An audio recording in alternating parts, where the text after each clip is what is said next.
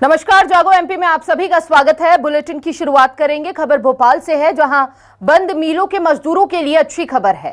रतलाम और ग्वालियर मिल के मजदूरों को मिलेगा न्याय। इंदौर की हुकुमचंद मिल की तर्ज पर मिलेगा न्याय। सीएम डॉक्टर मोहन यादव ने निर्देश दिए हैं। बकाया भुगतान की प्रक्रिया तेज करने के निर्देश दिए गए हैं।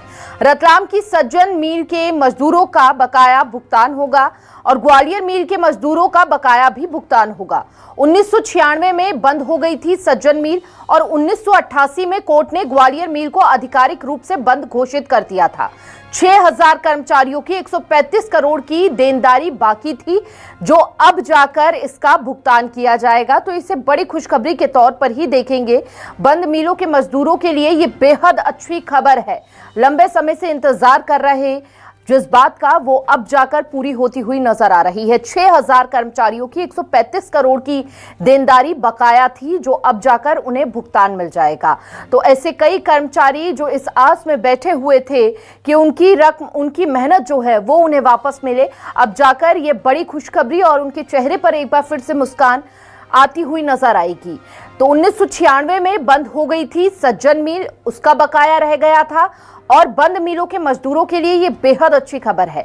6000 कर्मचारियों की 135 करोड़ की देनदारी बकाया थी, जो अब जाकर इसका भुगतान होगा। रतलाम की सज्जन मिल के मजदूरों का बकाया भी भुगतान होगा। ये बड़ी जानकारी इस वक्त आपको दे रहे हैं। ग्वालियर मिल के मजदूरों का भी बकाया भुगतान होगा। तो इस वक्त की बड़ी खबर आपको दे रहे हैं। 1996 और 1988 में 2 मिल बंद हुई थी, जिसमें कर्मचारी जो थे मायूस होकर घर पर बैठे, उनका भुगतान पूरा नहीं हो पाया था। लेकिन एक लंबी लड़ाई के बाद, एक लंबे इंतजार के बाद अब जाकर उनके चेहरे एक बार फिर से खिलते हुए नजर आएंगे, क्योंकि मजदूरों का बकाया जो रह गया था अब उसका भुगतान होगा। ग्वालियर मिल के मजदूरों का बकाया भी होगा भुगतान। 1996 में बंद हो गई थी सज्जन मिल।